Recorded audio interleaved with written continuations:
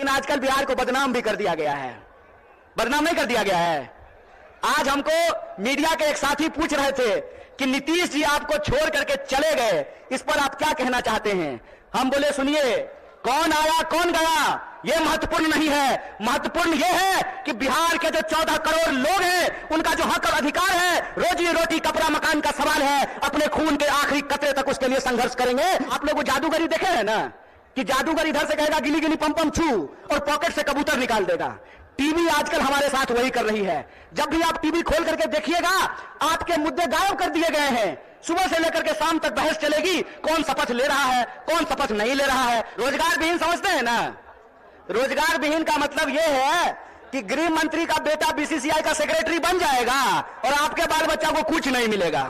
साथियों, आप सब जानते हैं कि आज 30 जनवरी है और 30 जनवरी को हम पूरे देश में पूरी दुनिया में बलिदान दिवस के रूप में याद करते हैं।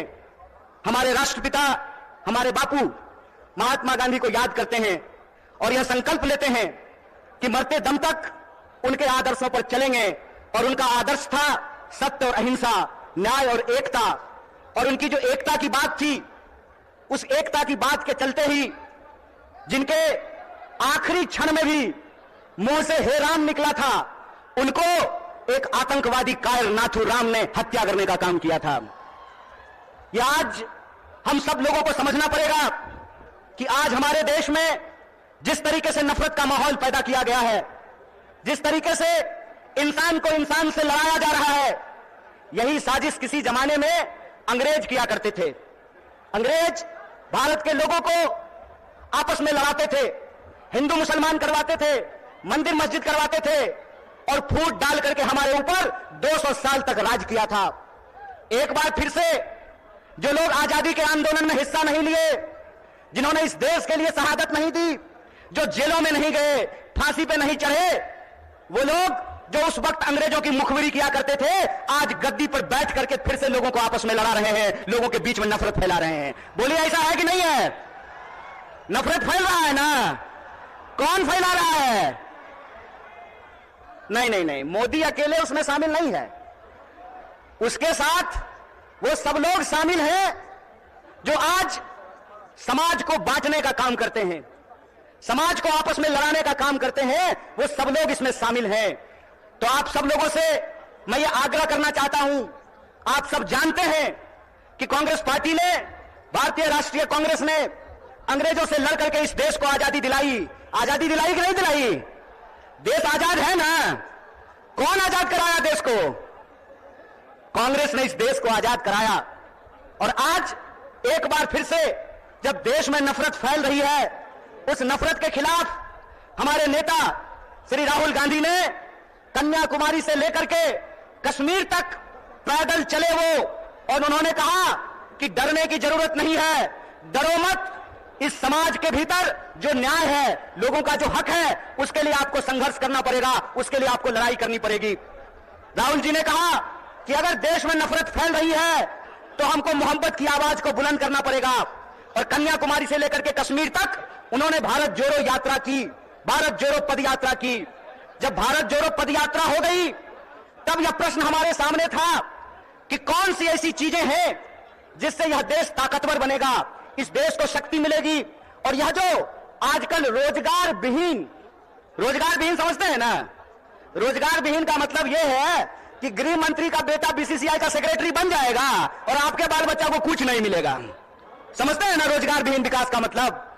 यह जो रोजगार विहीन विकास है, इस रोजगार विहीन विकास में इस देश के जो आम आवाम हैं, उनके बच्चों का, उनके जीवन यापन का मुद्दा कैसे हल होगा।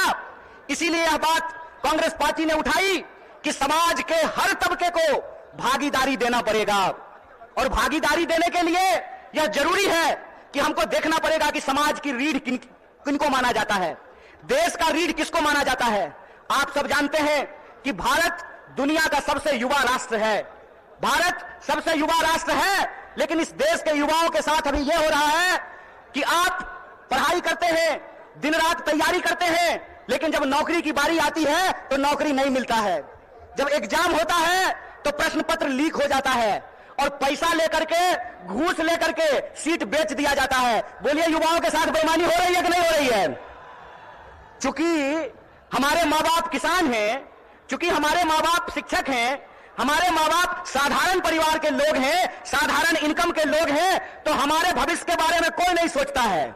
बताइए, नेता का बेटा नेता बनेगा, मंत्री का बेटा मंत्री बनेगा, डीएम साहब का बेटा डीएम बनेगा, डॉक्टर साहब का बेटा डॉक्टर बनेगा, लेकिन किसान का बच्चा किसान नहीं बनना चाहता है। बोले किसान का बच्चा किसान बनना चाहता है? क्यों नहीं बनना चाहता है? इसलिए नहीं बनना चाहता है कि इस देश की हकीकत यह है कि हर घंटे 2 किसान आत्महत्या करते हैं, हर घंटे एक नौजवान आत्महत्या करता है, हर मिनट किसी महिला के साथ कोई ना कोई अपराध होता है। आए दिन हमको यह सुनने को मिलता है कि जो शोषित पीड़ित वर्ग के लोग हैं उनके ऊपर लगातार हमले होते हैं, उनका अधिकार छीना जाता है। देश की इस परिस्थिति को देखते हुए, जब बेरोजगारी 45 साल में सबसे ज्यादा है, महंगाई आसमान छू रहा है। आप लोगों को याद था ना, पहले पेट्रोल कितना में मिलता था? पहले पेट्रोल कितना में मिलता था? 50 रुपया में। अब कितना में मिलता है? 100 रुपया में। महंगाई बढ़ी है कि नहीं बढ़ी है? सरसों का तेल पहले कितना में मिलता था? 80 रुपए किलो। अब कैसे मिलता है? 200 रुपये किलो। बोलिए महंगाई बढ़ी है कि नहीं बढ़ी है? जिस तरह से महंगाई बढ़ रही है, किसानों की आत्महत्या हो रही है, जवानों की आत्महत्या हो रही है, महिलाओं के ऊपर अत्याचार हो रहा है, बेकारी 45 साल में सबसे ज्यादा है, तब इस देश के नौजवानों को, बिहार के नौजवानों को यह सोचना पड़ेगा कि उनका भविष्य क्या है। आप सोचिए कि अगर इस देश के नेता चाहते हैं कि उनके बाल बच्चों का भविष्य बना रहे, तो इस देश के किसानों को, इस देश के गरीबों को भी यह सोचना पड़ेगा कि उनके बाल बच्चों का भविष्य कैसे बना रहेगा। इसीलिए इस देश की परिस्थिति को देखते हुए हमारी पार्टी भारतीय राष्ट्रीय कांग्रेस ने और हमारे नेता राहुल गांधी ने यह तय किया है कि हम भारत जोड़ो न्याय यात्रा की शुरुआत करेंगे। और यह जो भारत जोड़ो न्याय यात्रा है, यह मणिपुर से चल करके बिहार की महान भूमि पे पहुंची है। बोलिए बिहार महान है कि नहीं है? लेकिन आजकल बिहार को बदनाम भी कर दिया गया है। बदनाम नहीं कर दिया गया है? आज हमको मीडिया के एक साथी पूछ रहे थे कि नीतीश जी आपको छोड़ करके चले गए, इस पर आप क्या कहना चाहते हैं? हम बोले सुनिए, कौन आया कौन गया यह महत्वपूर्ण नहीं है। महत्वपूर्ण यह है कि बिहार के जो 14 करोड़ लोग हैं, उनका जो हक और अधिकार है, रोजी रोटी कपड़ा मकान का सवाल है, अपने खून के आखिरी कतरे तक उसके लिए संघर्ष करेंगे। यह हमारा कमिटमेंट है, यह हमारा संकल्प है। किसी के आने जाने की बात नहीं है, बात है लोगों के हक और अधिकार की, बात है लोगों के लिए न्याय की। और हमारा यह मानना है, हमारी पार्टी की यह मानना है कि अगर हम इस देश को शक्ति देना चाहते हैं, अगर हम बिहार को शक्ति देना चाहते हैं, तो हमको 5 प्रकार के न्याय की स्थापना करनी पड़ेगी। कितने प्रकार की न्याय की स्थापना करनी पड़ेगी? हाथ उठा करके बताइए। अरे डरिए नहीं, आप नेता थोड़े एक ईडी से घबरा जाइएगा। आप तो आम जनता है, आपको क्या फर्क पड़ता है? 5 प्रकार के न्याय की जरूरत पड़ेगी। कितने प्रकार की? और वो 5 प्रकार का न्याय ये है कि हम चाहते हैं कि इस देश में नारी को न्याय मिले, भागीदारी का न्याय मिले, युवाओं को न्याय मिले, किसानों को न्याय मिले और मजदूरों को न्याय मिले। बोलिए आपको ये 5 न्याय चाहिए कि नहीं चाहिए? सब लोगों को चाहिए। अगर सब लोग यह 5 प्रकार का न्याय चाहते हैं, तो हम आपसे एक अपील करना चाहते हैं। एक बात जान लीजिए, इस देश में कुछ भी, इस देश के आम लोगों को कुछ भी बिना संघर्ष के नहीं मिला है। हमारी आजादी के लिए भी लोगों को अपनी जान गंवानी पड़ी। बिहार के लोग जानते हैं कि अपने हक और अधिकार के लिए संघर्ष करना पड़ता है। और एक बात आप लोगों ने सुना होगा, बिन हवा न पत्ता हिलता है, बिन लड़े न कुछ भी मिलता है। इसीलिए अपने हक और अधिकार के लिए हमको लड़ना पड़ेगा। और हमारे देश के आम आवाम को, बिहार के आम लोगों को यह सोचना पड़ेगा कि हमारा भविष्य क्या है। हम समझते हैं कि जिस तरीके से मौजूदा सरकार हमारे देश के नौजवानों के साथ, बिहार के नौजवानों के साथ खिलवाड़ कर रही है, उसके खिलाफ हमको संघर्ष करना पड़ेगा। आप सब सोच करके बताइए, अग्निवीर लाई सरकार, और अग्निवीर में सरकार ने कहा कि 4 साल के लिए नौकरी देंगे। क्या सिपाही जी, 4 साल के लिए आपको नौकरी मिलेगा? लीजिएगा 4 साल का नौकरी। और यहां मंच पे बहुत सारे एमएलए साहब बैठे हुए हैं, बहुत सारे एमपी साहब बैठे हुए हैं।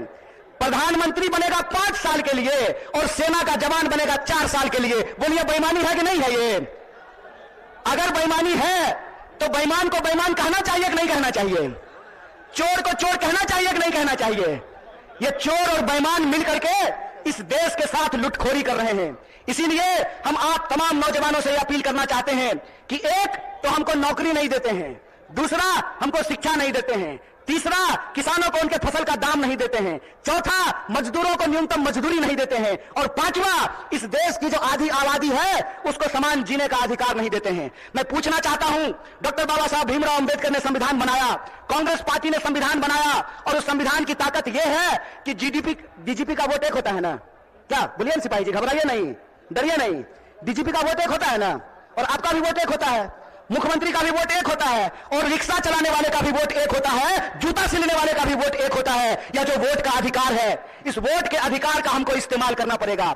अगर वो हमारे वोट का इस्तेमाल कर रहे हैं अपने बच्चों का भविष्य बनाने के लिए, तो आपको अपने वोट का अधिकार का इस्तेमाल करना पड़ेगा अपने बच्चों का भविष्य बनाने के लिए। और आपको इस सवाल का जवाब इस देश के हुक्मरान से पूछना पड़ेगा कि आप एमपी बनिएगा 5 साल के लिए, आप मिनिस्टर बनिएगा 5 साल के लिए, आप प्रधानमंत्री बनिएगा 5 साल के लिए, और हमको सेना में देखिएगा 4 साल का नौकरी। यह नौकरी हमको बर्दाश्त नहीं है। हमको आपको परमानेंट नौकरी देना पड़ेगा, ठेके की नौकरी बंद करनी पड़ेगी। और जिसको परमानेंट नौकरी मिला हुआ है, जिसको परमानेंट नौकरी मिला हुआ है, अगर नेताओं को पेंशन मिल सकता है तो आपको शिक्षकों को भी पेंशन देना पड़ेगा, आपको सरकारी नौकरियों में भी काम करने वाले लोगों को पेंशन देना पड़ेगा।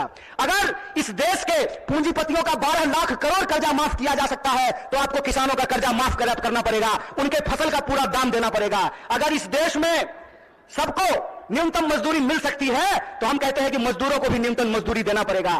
रोज बरोज नया जो है ड्रामा गढ़ करके लोगों का अधिकार ये छीन रहे हैं। आप लोग जादूगरी देखे हैं ना, कि जादूगर इधर से कहेगा गिली गिली पम पम छू, और पॉकेट से कबूतर निकाल देगा।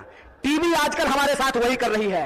जब भी आप टीवी खोल करके देखिएगा, आपके मुद्दे गायब कर दिए गए हैं। सुबह से लेकर के शाम तक बहस चलेगी, कौन शपथ ले रहा है, कौन शपथ नहीं ले रहा है। सुबह से लेकर के शाम तक लोगों के मुद्दों को भटका करके, और आम लोगों का जो बुनियादी सवाल है, रोजी का सवाल, रोजगार का सवाल, रोटी का सवाल, कपड़ा का सवाल, मकान का सवाल, इन सवालों को गुमराह किया जाता है। इसीलिए हम पूर्णिया के आम लोगों को और बिहार के आम लोगों को एक अपील करना चाहते हैं। हम जानते हैं कि बिना लड़ाई के कुछ नहीं मिलता है, तो हमको अपने न्याय के लिए और अपने आने वाली पीढ़ी के न्याय के लिए संघर्ष करना पड़ेगा। बोलिए, आप इसके लिए तैयार हैं? न्याय करेंगे अपने साथ, अपने आने वाली पीढ़ी के साथ। तो आखिरी बात बोल करके अपनी बात को मैं खत्म करूंगा। मैं पहली बार रंगभूमि मैदान में नहीं आया हूं, यह तीसरी बार है जो मैं रंगभूमि मैदान में आप तमाम लोगों के बीच में आया हूं।